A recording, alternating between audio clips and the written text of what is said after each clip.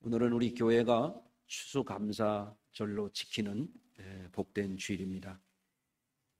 추수감사절은 미국 선교사님들에 의해서 한국 교회에 이제 복음이 전파되면서 들어온 거룩한 절기입니다.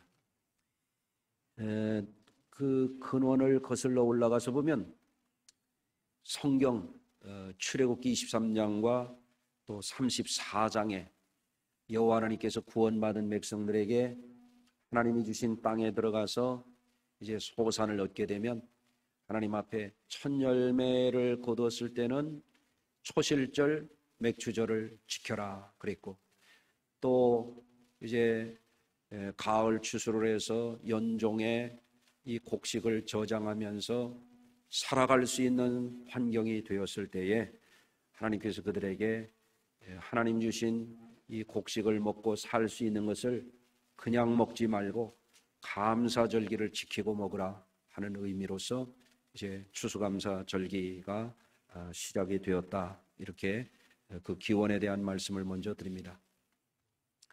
먼저 한국교회의 추수감사절기를 전해준 선교사님들이 한국 땅에 와서 1908년도부터 이제 한국교회가 추수감사절을 지키게 됐습니다.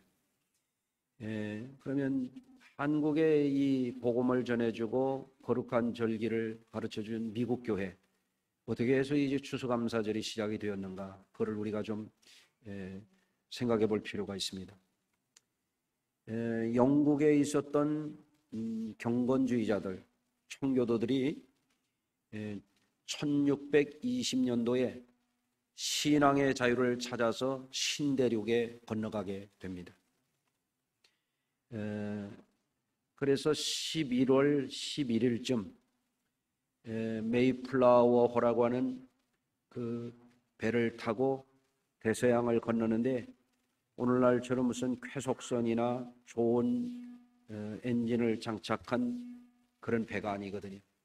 가다가 서기도 하고 폭풍을 만나기도 하고 배가 멈추기도 하고 무려 66일이나 대서양을 건너가게 됩니다.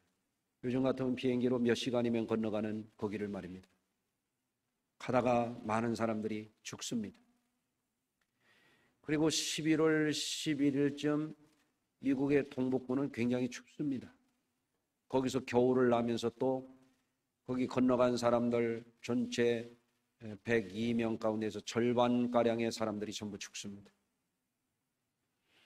그런데 그 땅에는 원주민들이 살거든요. 인디언들이라고 일컬어지고 있는 그들이 살고 있는데, 그들 중에는 무장을 하고 다른 부족들에 대해서 공격하는 그런 무서운 원주민들도 있었는데, 다행히 그분들이 호의적인 사람들을 만나가지고 곡식을 씨앗을 얻어서 농사를 집니다. 그리고 1621년도 가을에 자신들을 그래도 도와주었던 그 원주민들을 초대해서 3일 동안 음식을 나누면서 과일, 또 사슴고기, 또 칠면조고기 이런 것들을 함께 나누면서 이제 추수감사절을 나누게 되는 거예요. 그리고 2년 후에 1623년도부터는 교회에서 아주 규칙적으로 공식적으로 이 추수감사절 예배를 드리게 되었던 겁니다. 이것이 이제 한국교회에 들어온 추수감사절의 직접적인 연원이다, 이렇게 말씀을 드릴 수가 있습니다. 그러면 이 추수감사절을 지키는 그 의미를 한번 우리가 생각해 볼 필요가 있어요. 여러분, 청교도들이 신앙의 자유를 찾아서 그 추운 계절에 폭풍을 무릅쓰고 또 유빙을 무릅쓰고 목숨을 걸고 대서양을 건너는 일이었거든요. 다시 말하면 생사의 경계를 넘은 분들, 그리고 그곳에 도착해서 혹독한 겨울이 시작이 되거든요. 여러분, 북아메리카의 겨울은요 어마어마하게 춥습니다. 폭풍과 폭설이 몰아치고요. 거기에서 살아남고 봄에 원주민들이 준 씨앗을 뿌려가지고 농사를 해서 곡식을 얻었을 때 그들이 느끼는 감사라고 하는 것은 차원이 다른 감사예요. 무슨 감사일까요? 살아남았다라고 하는 감사예요. 네? 여러분들도 지금까지 잘 살아남으셨어요. 네? 참 감사하지 않습니까? 네? 코로나에도 전쟁에도 경제 위기에도 살아남으셨어요. 감사한 일이에요. 이 산자만이 느낄 수 있는 감사. 수술하고도 살아남으시고 여기 암 수술하고도 살아남으시고 할렐루야. 네, 그런 감사예요. 그리고 살아남은 것뿐만 아니라 살아갈 수 있도록 소중한 곡식을 얻었다고 하는 거예요. 이게 너무너무 감사한 거예요. 여러분들 우리나라는 요즘에 참 먹을 게 넉넉한 나라가 돼서 음식 쓰레기만 나가는 것만 해도 어마어마해요. 그리고 사람 먹는 것만이 아니라 요즘에는 반려동물이 1000만이 넘는데 1000만이 넘어요. 네? 야, 반려동물들도 막 참 치킨도 먹고 굉장히 잘 먹더만요. 보니까 예? 탄산 스파도 하대. 예? 여러분 그런 시대를 우리가 살고 있잖아요. 그러나 지난 수요일 날 예배 오신 분들 보셨잖아요. 지금도 전 세계에서 생존의 위협을 느끼는 그런 기아 상태에 있는 사람들이 근 10억이 됩니다. 저 아프리카에 있는 그 나라의 어린아이 9살짜리가 동생 넷을 돌보고 할아버지까지 이게 봉양을 해가면서 먹을 게 없는 거예요. 일주일에 이틀 정도는 아예 굶는 거예요. 허기진 배를 어떻게 할 수가 없으니까 개미가 나무에다가 발라놓은 진흙을 떼서 먹는 거 여러분 보셨지 않습니까? 여러분 사람들이 살아가면서 이 먹을 수 있는 것을 얻는다고 하는 것이 참으로 복 있는 일이에요. 근데 어떤 사람은 쓰다 짜다 달다 그래가면서 투덜대면서 그걸 먹는 거예요. 참 복에 겨운 거죠. 생각해보면. 여러분 그런데 올가을에도 고구마를 쪄가지고 쫙 먹어보면 그 고구마 하나도 그렇게 맛이 있는 거예요. 여러분 맛있게 드셨어요? 지난 여름에는 또 감자를 쪄가지고 어떤 감자 보면 이렇게 열어보면 해가지고 입에 들어가면 살살 녹는 것 같잖아요. 그거 그냥 먹으면 안 돼요. 예? 사람은 이게 귀한 거를 알고 먹어야 사람 나온 사람이에요. 이야, 내가 이걸 먹을 수 있으니 너무너무 감사하다. 아멘. 생사를 넘어가고 혹독한 추위 속에 살아남은 이들이 울며 씨를 뿌려가지고 거기에서 곡식을 얻었을 때 너무너무 감사한 거예요. 이게 너무너무 귀한 거야. 예? 여러분 지금까지 잘 잡숫고 사셨어요. 예? 늘 감사하셔야 돼요. 아멘. 또 하나 이 추수감사를 지킨 이분들의 그 감사절기를 지키는 의미가 뭔가 하면 더불어서 서로 돕고 함께 나눌 수 있는 사람들이 있다고 하는 것에 대해서 감사하는 거예요. 여러분 옆에 분하고 한번 인사하십시다. 함께 예배해서 감사합니다. 제가 요즘에 그런 얘기하잖아요. 방콕 신자 좀 그만하라고. 예? 어저께도 여선교회 만났는데 그런 얘기를 하더라고요. 목사님 집에서 이거 보고 하면요 집중도 안 되고요 돌아다녀요. 예배하는 사람이 그거 스마트폰 켜놓고 돌아다녀. 물도 끓이고 그냥 뚜껑도 열었다 닫았다 하고 안 봐도 뻔할 뻔짜지 뭐. 누웠다가 엎어졌다가 쭈그리고 앉았다가 다리 꼬고 앉았다가 코털 뜯었다가 뭐 그러겠지. 여러분 우리 성도님들 함께 예배하고 함께 삶을 나눌 수 있다고 하는 이 자체가 축복입니다. 할렐루야. 예.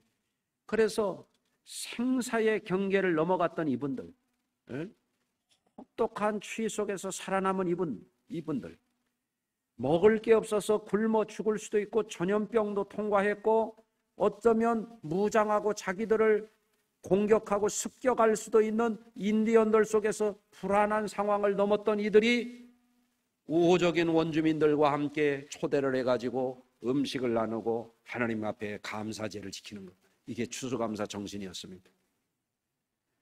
여러분, 우리가 삶을 살아가면서 종종 우리는 이 소중한 삶의 의미를 잃어버리고 살 때가 많아요. 여러분, 우리의 삶의 의미를 지금 우리는 어디에 두고 어떤 삶에 만족하고자 하는 것일까요? 예수님이 부자와 거지 나사로의 비유의 말씀을 해주신 적이 있어요. 부자는 삶의 의미를 어디에 두었냐면 부를 축적하는 데 두고 살았어요. 또 어디에 삶을 의미를 두고 살았냐면 날마다 호화롭게 살아가는 데 의미를 두고 살았어요. 여러분은 어떻습니까? 부를 축적하는 것이 여러분의 삶의 궁극적인 목적이 되고 있습니까? 호사스럽게 사는 것이 우리의 삶의 목적일까요? 부자는 날마다 파티를 하면서 즐기는 데 삶의 의미를 두고 살았어요. 그의 삶은 어떤 삶이었습니까? 세상적인 삶, 육신적인 삶이 그게 다였습니다. 거기서 끝이에요. 인생의 날이 다 했을 때 어떻게 됐습니까? 그는 음부에 떨어졌어요. 깜깜한 지옥에 떨어져서 불구덩이 가운데에서 고통을 하면서 슬피 울고 이를 갈면서 자기 혓바닥에 물 한 방울만 떨어뜨려 달라고 하는 그런 인생이 되고 말았어요. 왜 이 세상이 전부인 줄 알았어요. 인생이 다한 줄 알았어요. 그런데 내세의 세계에 가보니까 또 다른 세계가 있는 거예요. 여러분, 그런데 이 부잣집의 문간에서 부잣집에서 치우는 음식 찌꺼기를 얻어먹고 살던 거지 나사로는 어떤 사람이었습니까? 그는 세상에서 부유하고자 함도 아니요 호사스럽게 사는 것이 목적이 아니었고 즐기며 사는 게 목적이 아니었어요. 그는 빨리 천국 가는 게 그의 목적이었어요. 여러분 어떻게 됐습니까? 세상에서는 가난했고 세상에서는 몸이 헐어서 개들이 와서 헌대를 핥았고 비참했고 사람들에게 천대와 멸시를 받았지만 그의 삶 가운데는 오로지 하나님을 의지하고 천국을 바라보고 살았을 때 저 세상에 갔을 때 어떻게 됐냐? 하나님이 그를 아브라함의 품에 품어서 영원한 안식과 영원한 복락을 누리게 한 줄로 믿습니다. 여러분, 우리 삶의 의미를 어디에 두고 사느냐?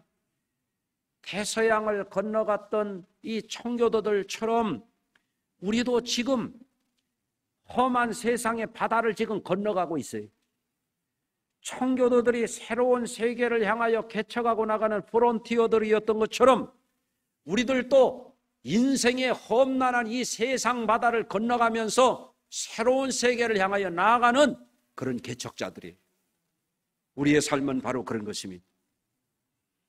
여러분, 그래서 새로운 세계, 우리가 바라보고 살아가는 이 땅만이 아니라 지금 우리가 살아가고 있는 이 육체의 때만이 아니라 영원한 천국을 바라보고 사는 것이 그리스도인들이 바라보고 사는 천국을 지향한 삶이라고 말씀을 드릴 수가 있습니다. 예수님은 요한복음 14장 2절에서 말씀하셨습니다. 내 아버지 집에는 거할 곳이 많도다 그랬어요. 이건 세상 집을 말하는 게 아니잖아요. 내 아버지 집 내가 가서 그랬어요. 현세에서 누리는 집이 아니에요. 내가 가서 어디를 간단 말이에요? 내세로 간다 이거예요. 영적인 세계로 간다 이거예요. 아멘. 내가 가서 너희를 위하여 거처를 예비하면 내가 다시 와서 너희를 내게로 영접하여 너희도 나 있는 곳에 내 아버지 집인, 다시 말하면 옛날 어른들은 그걸 가리켜 천당이라고 그랬죠. 내 아버지 집에 너희도 있게 할 것이다. 여러분, 그래서 우리의 삶은 어디에 목적을 두고 사냐면 세상에서 부만 축적하는 것에서 끝나면 안 돼요. 우리 성도님들도 될 수 있으면 부자도 되세요. 그러나 인생의 목적이 그걸로 끝나면 안 돼요. 우리 성도님들도 잘 먹고 잘 살고 의식주를 잘하고 사세요. 그러나 그게 인생의 궁극적인 목적이 돼서는 안 돼요. 우리 성도님들도 세상에서 수고하고 일해서 하나님이 주신 것을 즐기고 사는 것은 하나님이 주신 복이라고 전도서에 말씀하고 있어요. 우리 하나님이 우리가 기쁘게 사는 것을 세마는 그런 분 아니에요. 우리 성도님들도 우울하게 살지 말고 눈물 흘리며 살지 말고 기쁘게 살기를 주의 이름으로 축원합니다. 그러나 그게 다가 돼서는 안 된다 이거예요. 여러분, 그런데 여러분들, 우리가 가야 할 그 천국이 있지만 우리 성도들이 절대 포기해서는 안 되는 천국이 또 있어요. 우리에게 임하는 천국입니다. 아멘. 그거는 뭡니까? 주님이 말씀하십니다. 성령이 임하여 귀신을 쫓아내는 것이면 이미 하나님의 나라가 임하여 있느니라 그랬어요. 우리가 인생이 끝나는 날, 이 세상에서 보따리를 싸는 날, 우리는 가야 할 하늘 위에 천국이 있지만 또한 주님이 살아가는 동안에도 지금 여기서 우리가 경험할 수 있는 성령의 권능 안에서 우리에게 체험되고 실존하는 하나님의 나라가 있다라고 하는 거예요. 여러분, 그 은혜를 우리가 어떻게 누릴 수가 있습니까?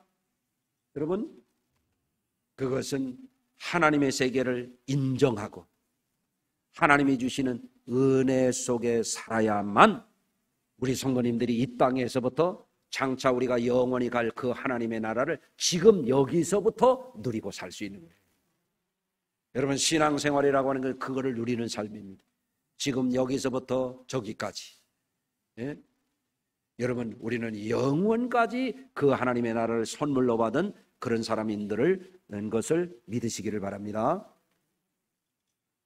그래서 저는 오늘 우리 성도님들이 우리 현세의 삶 가운데에 주의 은혜로 늘 그것을 누리면서 감사하며 기뻐하며 사는 삶에 대해서 말씀을 드리고자 하는 거예요. 여러분, 그런데 이 세상에 사는 사람들 속에서 내세 삶을 부정하는 사람과 인정하는 사람으로 이게 딱 나뉘어지는 거예요. 우리가 성자 예수님을 믿고 그 언약 안에서 삶을 살아가는 신앙인의 삶을 살아가는 것은 내세의 천국을 우리가 확신하기 때문입니다. 그뿐만 아니라 이 땅에 살아가는 성도들이 은혜 생활을 잘하고 믿음을 잘 지키게 되면 여기 속에서도 충분히 하나님의 나라를 느끼고 누리고 살아갈 수가 있는 것이에요. 그것이 세상이 줄 수 없는 크나큰 축복이요 그리스도인들이 누릴 수 있는 특권이라고 말씀을 드릴 수 있습니다. 여러분, 많은 사람들이 그런데 왜 이 천국을 믿지를 못하는 것입니까? 많은 사람들이 눈에 보이는 물질계에만 매여서 유물론적인 사고에 갇혀서 살면 하나님의 나라를 믿을 수도 없고 누릴 수도 없는 거예요. 갈 수도 없는 거예요. 여러분, 인간의 존재와 생물체들을 우리가 자세히 보게 되면은 하나님과 하나님의 세계가 존재한다고 하는 것을 부정할 수가 없어요. 여러분, 물질계도 그렇고 생물계도 그렇고 인간계도 그렇고 우리가 자세히 이거를 살펴보면 이 세상 만물, 동식물과 사람들의 세계는 우연히 생길 수가 있는 게 아니에요. 유물론적으로 우연 발생론적으로 이 세상이 존재할 수 있는 게 아니에요. 여러분 가운데서 과학을 좀 공부하고 지식이 좀 있는 분들이라고 하면 물리학이나 화학이나 이런 것들, 우주과학이나 이런 것들을 좀 공부해 보시길 바래요. 뭐 그것도 어렵다면 유튜브를 좀 찾아가지고 좀 공부 좀 해보시길 바래요. 그냥 듣기만 해도 되니까. 여러분, 이 세상에 존재하는 광물들도 고도의 지능을 가진 누군가가 이거를 설계하고 조립하고 이거를 만들지 않으면 존재할 수가 없어요. 분자들의 세계, 원자들의 세계, 소립자의 세계, 전자, 이런 모든 세계가 그냥 될 수가 없어요. 여러분, 그것이 우연히 됐다고 말하는 것은 참으로 말이 안 되는 거예요. 우연이라고 하는 것은 몇 개가 어쩌다가 들어맞아서 그렇게 되는 거지. 여러분, 그런데 식물도 그렇고 광물도 그렇고 사람도 그렇고 자세히 사람을, 이런 물질과 생물과 인간계를 이렇게 들여다보면 사람이라고 하는 건 몇 개로 만들어진 게 아니에요. 사람의 몸은 학자에 따라서 좀 다르기는 합니다만 제가 찾아보니까 그래요. 사람의 몸이 수십조 개의 세포에서부터 100조 개까지 보는 학자들이 있어요. 추산을 하는 거죠. 너무 많으니까 일일이 셀 수는 없고. 그런데 이 사람의 몸속에서 일어나는 화학작용, 전기작용, 호르몬작용, 이런 것들이 그냥 되는 게 아니라 이거예요. 물리적인 작용이 그냥 되는 게 아니라 우연히 될 수가 없어요. 이것은 고도의 지능을 가진 존재가 설계하고 창조하고 만들어서 되는 거지 우연이라고 하는 게 있을 수가 없단 말이죠. 비유적으로 말하면 이런 거예요. 자동차 하나가 10만 개의 부품이 들어간다고 그러죠. 원래 이 기관으로 만든 그 화석 연료를 떼는 자동차를 말하는 거예요. 그러면 10만 개의 이 부품이 철과 유리와 플라스틱이 그냥 스스로 척척척척 맞아가지고 자동차가 뚝 만들어졌다. 이게 뭐냐면 우연 발생론이에요. 그게 가능한 일입니까? 그거는 그야말로 미신과 같은 어리석은 이야기죠. 근데 사람의 몸은 100조 개에서 수십조 개로 이루어졌다. 이게 어떻게 우연히 이게 진화해가지고 이렇게 된다. 이렇게 얘기를 한단 말이죠. 물질이 물질을 낳는다. 이렇게 말하는 거예요. 어떻게 죽은 게 살아있는 걸 낳습니까? 불가능한 것입니다. 여러분, 그래서 오늘날 우리들이 학교에서도 보면 진화론을 가르쳐요. 물론 우리 그리스도인들도 지성을 가지고 있고 고등교육을 한 사람들이 예수 잘 믿습니다. 그런데 이 진화론이라고 하는 것도 우리가 어느 부분에서는 인정합니다. 주먹만한 강아지도 있고 송아지만한 강아지도 있잖아요. 강아지가 진화한다는 거죠. 인정합니다. 그러나 소설 같은 이야기를 지금도 학교에서 가르쳐요. 단세포가 다생물, 다세포가 되고 어류가 양서류가 되고 양서류가 파충류가 되고 파충류가 유인원이 되고 유인원이 인간이 됐다. 이렇게 가르쳐요. 아니 인류의 조상이 원숭이라는데 왜 조상이 아직도 원숭이가 살아있는 거예요? 그래. 이게 논리적으로 모순이 안 맞는 얘기예요. 소설 같은 얘기예요. 수백 년, 수백만 년 이렇게 사이 간격에 송곳니 같은 거 하나 놓고 이게 유전이 돼서 이게 됐다. 아 그게 무슨 공상과학 소설이요? 이게 무슨 소설이요 이게? 그런 것을 지금도 학교에서 가르친다 이거예요. 여러분 아셔야 돼요. 종과 종 사이에 진화된 증거가 아무것도 없습니다. 종은 종끼리 진화할 뿐이죠. 여러분 성경은 말합니다. 하나님이 만물을 창조하셨다고 말씀하시는 거예요. 여러분 우주과학을 공부해 보세요. 우주과학은 어마어마한 세계입니다. 사람들이 갈 수 있는 세계는 콩알만큼 조그마한 것입니다. 하나님이 펼쳐놓은 어마어마한 이 우주의 세계는요, 지금 우리가 밤하늘에서 보는 별빛들은 수백만 년, 수천 년, 수억 년 된 별빛들을 이제 보는 그런 거예요. 빛의 속도로 날아오는 거기 때문에. 과거의 빛을 지금 보는 거지, 지금 우주가 그 광대한 것을 우리가 다 알 수가 없어요. 그 어마어마한 것들이 우연히 어쩌다가 생겨났다고 하는 것처럼 큰 미신이 어디가 있습니까? 여러분, 하나님은 해와 별과 만물을 창조하셨음을 계시하고 있지 않습니까? 우리는 창조주 하나님을 믿습니다. 여러분, 창조주 하나님의 세계가 열리고 이해가 되고 그 섭리를 받아들이게 되면 만물이 왜 존재하는지, 인생이 어떻게 만들어졌는지 우리가 밝히 이해가 되는 거예요. 여러분, 사람이 어떻게 만들어지는 겁니까? 부모가 자식을 만드는 겁니까? 여러분, 사실은 부모는 유전을 해주지만, 예? 임신해서 자식을 낳아주지만 만드는 게 아니에요. 부모가 자식을 만들었으면, 눈 빠진 자식이 있으면 눈 만들어서 자기가 끼워줘야지. 여러분, 부모는 아이가 임신이 돼가지고 자궁에서 자라나기 시작할 때 핏줄이 어떻게 생기는지, 심장이 어떻게 생기는지, 두개골이 어떻게 생기는지, 척추가 어떻게 생기는지, 신경이 어떻게 생기는지, 근육이 어떻게 생기는지 알지도 못해요. 입덧만 하다 낳는 거지. 그렇지 않습니까? 아멘 좀 해봐요. 여러분, 우리는 기적 덩어리예요.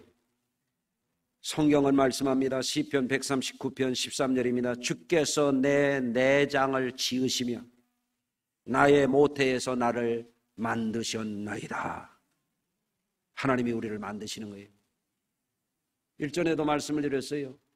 세계 어떤 인류 기업도 사람의 몸속에서 일어나는 전기작용, 화학작용을 만들어내는 흉내조차도 낼 수가 없는 거예요.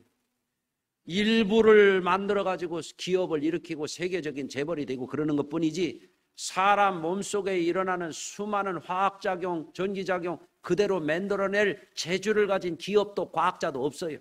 전혀 없습니다. 하나님이 우리를 만드신 줄로 믿습니다.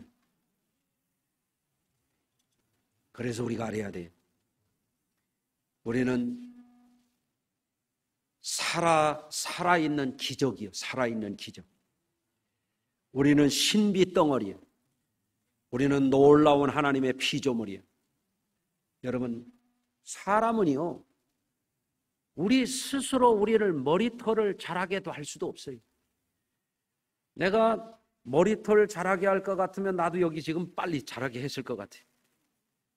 우리 마음대로 되는 게 아닙니다. 아멘 하십시다.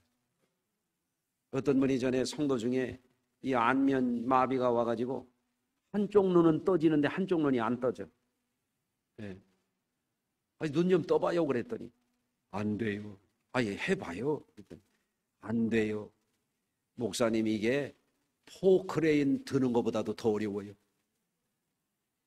여러분, 사람이 눈을 떴다 감았다 하는 것도 자기 마음대로 하는 것 같지만 사실은 이것도 은혜입니다. 여러분, 우리 마음대로 됩니까? 우리가 알아야 됩니다. 걸어 다니는 것도 은혜입니다. 앉고 일어서는 것이 은혜입니다. 할렐루야. 여러분, 어떤 사람들은 꽃을 보면서 너무너무 아름답다 그럽니다. 그러나 우리가 알아야 돼요. 그 아름다움을 지각하고 볼 수 있는 눈을 만드신 하나님을 우리가 알아야 돼요. 아멘. 어떤 사람 막 장롱만한 TV를 벽에다가 걸어놓고, 이야, OLED, 우리 한국 기술이 세계적이야. 아니, 그것만 감탄하지 말고 그 OLED를 보고 화면이 그렇게 좋은 거를 알 수 있는 눈을 만드신 하나님을 느끼시라 그 말이에요. 할렐루야. 여러분, 많은 사람들이 하나님의 은혜를 놓치고 살아갑니다. 여러분, 우리 그리스도인은 그 은혜를 알고 살아야 됩니다. 그런데 은혜를 아는 사람과 은혜를 모르는 사람이 너무 차이가 나요. 여러분, 오늘 권사님이 말씀을 읽은 역대상 29장 11절 이하에 보면 다윗 왕이 하나님의 은혜를 찬양하고 감사를 드리는 장면이 나와요. 자, 12절입니다. 부와 귀가 주께로부터 말미암고 그랬습니다. 다윗 왕이 누리는 존귀함 어디서부터 오는 것입니까? 다윗 왕은 이새의 아들 가운데 8번째 줄 서면 저기 끝동이요, 끝동이. 또 다윗 왕은 어떤 사람이냐? 요즘의 아이들처럼 수능 시험 보고 대학 나오고 고등 공부한 그런 사람 아니에요. 완전 시골뜨기예요, 시골뜨기. 그런데 하나님이 그를 은혜를 주셔서 어떻게 하셨어요? 장군도 되게 하시고 나라의 왕이 되게 하셨어요. 그런데 다윗 왕이 하나님의 은혜를 모르는 사람 같으면 이야, 내가 잘나서 왕 됐다. 내가 이렇게 성공했다. 내가 이렇게 훌륭하다. 나의 부와 귀가 내 능력이야. 이렇게 생각했을 겁니다. 그런데 다윗 왕은 절대로 그렇게 말하지 않습니다. 이 부와 귀가 하나님께로부터 말미암았다고 고백하고 있는 겁니다. 아멘. 차원이 다른 거예요. 깨달음이 다른 거예요. 왜 그렇습니까? 다윗이 하나님을 만났기 때문에 그래요. 하나님을 경험했기 때문에 그래요. 그 하나님의 은혜로 전쟁에서 이기고 왕이 되었기 때문에 그래요. 할렐루야. 그러나 왕이라고 다 그런 게 아니에요. 사울 왕은 스스로 잘된 줄 알고 교만하다가 하나님 앞에 버림을 받았어요. 또 다윗 왕이 고백하죠. 주는 만물의 주제가 되사 손에 권세와 능력이 있사오니 모든 사람을 크게 하심과 강하게 하심이 주의 손에 있나이다. 사람이 잘 되는 것이 하나님의 주권에 있다고 하는 것을 고백하고 있지 않습니까? 우리 하나님이여, 이제 우리가 주께 감사하며, 왜 감사하느냐? 오늘의 내가 살아있는 것이 은혜요. 내가 오늘에 먹고 살아가는 것이 은혜요. 여러분, 우리가 땅을 만들었습니까? 하늘을 만들었습니까? 우리가 종자를 만들었습니까? 우리가 곡식의 열매를 빚었습니까? 여러분, 그것을 다윗은 아는 거예요. 주의 영화로운 이름을 찬양하나이다. 나의 백성이 무엇이기에 이처럼 즐거운 마음으로 드릴 힘이 있었나이까? 어떤 사람은 그래요. 내가 우리 교회에서 헌금 몇 등이야. 이런 교만에 터진 사람도 있더라고요. 다윗 왕은 그렇게 얘기하네. 나와 내 백성이 무엇이기에 이렇게 주님을 섬길 힘이 있었나이까? 그게 무슨 얘기예요? 하나님의 은혜로소이다. 이렇게 말을 하는 거죠. 여러분, 사람이 일생을 사는 동안에 은혜를 알고 나면 감사한 거예요. 따라 사시겠습니다. 은혜를 알면 감사가 나온다. 아멘. 사람이 만들어지는 것도 은혜요. 어제 우리 아들이 우리 손녀딸 사진을 집에다 몇 장 갖다 놨. 아유, 사진을 보니까 왜 이렇게 이쁘냐 이게. 예? 이게 은혜요, 은혜. 하나님의 선물이요. 궁금하면 이따 목양실에 와 있는 사진 비워드릴게요. 이야, 이게 하나님의 작품이요. 이게 기적이요. 할렐루야. 그렇지 않습니까? 여러분, 사람의 몸속에 수십조 개에서 100조 개의 세포가 초당 1000가지의 세포 변화를 일으키고 200여 가지의 화학 변화를 일으키네요. 초당. 지금도 여러분이 눈 깜빡하는 사이에 200가지의 화학적인 변화가 몸속에서 일어나고 있단 말이에요. 제가 자료를 찾아보니까 그렇더란 말이에요. 사람의 몸속에 혈관이 10만 킬로 이상인데, 성인 경우에 이게 빠른 거는 20초 안쪽에 한 바퀴 돌아온대요. 그리고 어떤 거는 1분에 한 바퀴를 돌아오는 거야. 지구를 2바퀴 반 도는 이 혈관을 말이에요. 피가 돌고 있다 이거예요. 우리가 모르는 사이에. 이게 놀라운 일이 아닙니까? 여러분, 우리는 알고 보면 놀라움의 덩어리입니다. 할렐루야. 우리가 머리를 두고 살아가는 하늘도 은혜요. 발을 딛고 살아가는 땅도 은혜요. 먹는 곡식도 내가 만든 것 아니야. 내가 일해서 얻는 것뿐이지 만드신 분의 은혜로 우리가 먹고 살 수 있는 거예요. 할렐루야. 앉고 일어서는 것도 은혜요. 걷는 것도 은혜요. 걷는 것. 어떤 분은 걷고 싶어도 못 걸어. 이게 지금 누리고 있는 모든 것이 은혜요. 은혜. 예. 그래서 그 은혜를 알면 눈 뜨면서 감사하는 거예요. 오늘도 새 날을 주셔서 감사합니다. 아멘. 근데 은혜를 모르는 사람은 눈 뜨자마자 아이고 죽겠네, 못 살겠네. 여러분, 은혜를 잊지 마시길 바랍니다. 예. 사랑하는 가족들하고 사는 것도 은혜요. 그러나 은혜를 모르는 사람은 이러는 거예요. 당신 때문에 못 살겠다. 여지껏 잘 살아놓고 그게 뭐 하는 짓이요, 그게. 네? 나하고 지금까지 살아줘서 고맙다고 그래야지.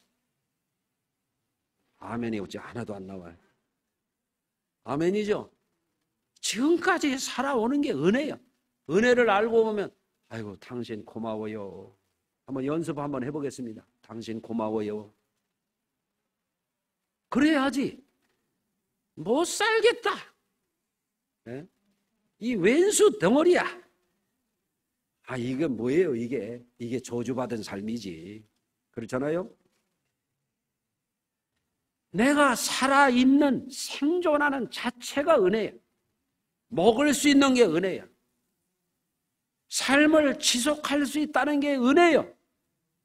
그런데 은혜를 모르니까 불평불만하고. 여러분, 우리나라를 한번 생각해 봐요.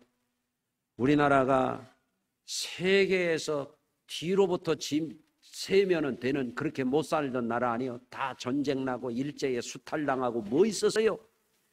먹고 살기 힘들었지. 그렇잖아요. 지금 여기 있는 분들도 왜 여기 와서 앉아있냐면 시골에서 먹고 살 게 없으니까 서울로 올라오신 분들 여기 계시다. 그랬던 나라 아닙니까? 지금은 얼마나 잘 살아요. 미국에 사는 분들이 지난번 코로나 때 많이 죽었어요. 왜 죽었느냐? 건보가 없어서 죽었어요. 병원에 가면 의료비 폭탄을 맞으니까 앓다가 그냥 죽었어. 여러분들 코로나 때도 잘 살아 계셔서 너무 감사해요. 아멘. 그렇지 않습니까? 여러분, 우리나라가 먹을 게 많고 먹는 것도 너무 넘쳐서 개까지 먹이고 고양이까지 먹이고 얼마나 훌륭한 나라 됐습니까? 그런데 눈만 뜨면 불만이고 눈만 뜨면 싸움질이고 그런 사람들이 있잖아요. 옆에 분하고 한번 인사하십시다. 우리 그러지 맙시다. 은혜를 알고 살아야 돼. 은혜를 알고 살면 하나님이 보여. 은혜를 알고 살면 천국이 보여. 은혜를 알고 사는 사람들 속에 하나님의 나라가 임하는 거예요. 은혜를 모르는 사람은 먹을 음식이 있고 입을 의복이 있고 같이 정부치고 살아갈 가족이 있고 함께 은혜 생활을 성도들이 있어도 감사를 할 줄 모르는 거예요. 그게 지옥이요. 그게. 따라서 하십시다. 지옥에는 감사가 없다. 집에 가서 시덥지 않은 가훈이 끌랑 떼고 써요. 지옥에는 감사가 없다. 감사하며 사시길 바랍니다. 감사하면 하나님이 보여. 감사하면 하나님의 사랑이 느껴져. 감사하면 하나님의 현존이 느껴져. 다윗은 한 세상 노세노세 니나노 하고 살다가 끝나는 인생이 아니잖아요. 나를 시골뜨기에서 이렇게 높여주신 분이 하나님, 나를 이렇게 가장 못난이에서 위대하게 만들어주신 분이 하나님, 그 하나님을 찬양하니까 시편의 3분의 2가 다윗이 쓴 거요. 다윗은 평생 하나님께 감사하는 사람이요. 그러니까 그가 하나님의 사람이요. 그가 하나님의 마음에 합한 사람이요. 나는 천국에 가면 다윗을 꼭 만나볼 참이요. 여러분도 만나보실 것 같으면 아멘 해보세요. 감사하며 살아야 돼. 오늘부터 예배드리기 위해서 감사. 하는 일도 없이 교회에 와서 쓰네 달라 해가면서 불평하고 돌아다니고 자기가 뭐 좀 하면 교회가 뭐 이러냐고 그랬는데 소리 해대고 다니고 못 써요. 예수 잘 믿어야 돼. 은혜 떨어지면 지옥이야. 은혜 떨어지면 마귀 스피커야. 은혜 안에 살면 감사가 넘쳐. 은혜 안에 살면 소망이 넘쳐. 은혜 안에 살면 걱정할 게 없어요. 늙어도 감사해, 죽어도 감사해. 천국 가는데 뭐 걱정할 거 있어요. 감사하며 사는 삶이 구원받은 성도의 삶이에요. 오늘 무슨 감사절기 지낸다고 무슨 사돈집 부조돈 나듯이 그게 감사절기 아니에요. 은혜를 아셔야 돼. 마음으로부터 우러나서 감사하며 살기를 오늘 결심하시길 바랍니다. 하나님의 나라가 여러분에게 임할 줄로 주의 이름으로 축원합니다. 아멘. 기도합니다. 하나님 아버지, 오늘도 우리가 삶을 어떻게 살 것인가, 무지한 자가 되고 어리석은 자가 되고 하나님을 부인하고 살 수도 있지만 그 삶의 끝에는 절망이요 지옥이 기다리고 있는 것을 깨닫게 하신 하나님께 감사드립니다. 우리의 사는 날들 동안에 생명 주시고 땅과 하늘을 주시고 만물 가운데 먹을 양식과 의복을 주시고 가정과 천국문이 열리는 교회를 허락하신 하나님 감사드립니다. 우리의 사는 날들 동안 앉아도 감사, 일어나도 감사, 일해도 감사, 먹고 쉬어도 감사, 감사하는 자에게 하나님 나라가 임하게 하시는 그 비밀을 온전히 터득한 성도들 되게 하여 주시옵소서. 예수님의 이름으로 축복하고 기도하나이다.